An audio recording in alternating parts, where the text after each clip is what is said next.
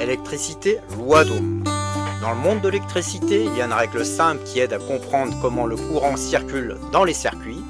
Cette règle, c'est la loi d'Ohm.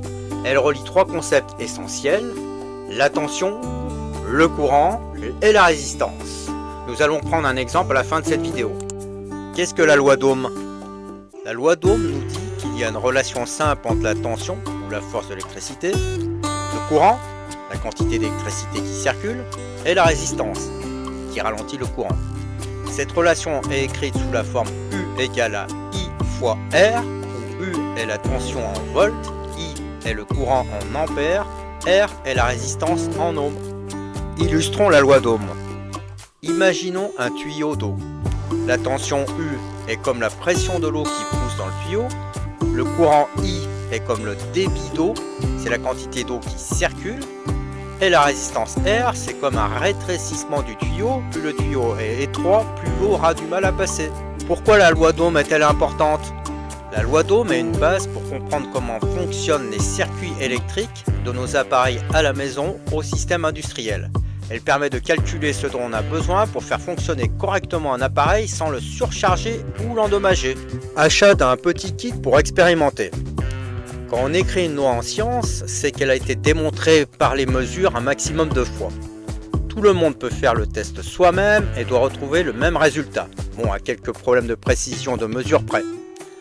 À l'écran, la résistance de 390 kΩ a aussi une erreur de précision de 5% car la dernière bague est en or, soit 390 plus 5% qui est égal à 390 plus 19,5, soit 409,5 kΩ.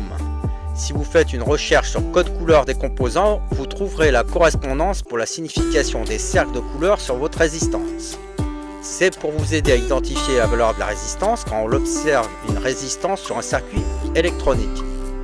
Un point d'attention tout de même est de calculer le courant prévu par la loi avant de tester. Pour expérimenter, il faut aussi connaître la loi P puissance égale R résistance fois I au carré qui est le courant. Cette formule permet de connaître la puissance dissipée dans la résistance. On peut acheter des résistances de 1 quart ou de 1,5 watt, voire plus, mais c'est plus cher et pas forcément utile. Il suffit de combiner les bonnes valeurs pour tester soi-même. Prenons un exemple. Si l'on sait que la tension est de 10 volts et que la résistance est de 2 ohms, on peut calculer le courant. I égale à U sur R, donc on a 10 sur 2, soit 5 ampères. Cela veut dire que 5 ampères de courant passent dans le circuit. Donc avec 5 ampères et 2 ohms, la puissance dissipée par la résistance est P égale à R fois I au carré, soit P égale à 2 fois 5 au carré, soit P égale à 2 fois 25, soit 50 watts. Donc dans ce cas, la résistance serait endommagée si elle faisait un quart de watt. Suivant les conditions de tension et de courant, elle peut même prendre feu, je l'ai déjà vu. Il faut mieux surveiller votre laboratoire d'essai et le débrancher quand vous ne l'utilisez plus. C'est aussi bon pour la planète. En conclusion, la loi d'Ohm est simple, mais elle est puissante. Elle nous donne une première clé pour comprendre le monde de l'électricité.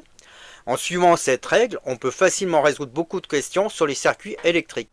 Merci d'avoir suivi cette vidéo. Si vous avez aimé, n'hésitez pas à liker et à vous abonner pour en savoir plus sur les technologies qui façonnent notre avenir.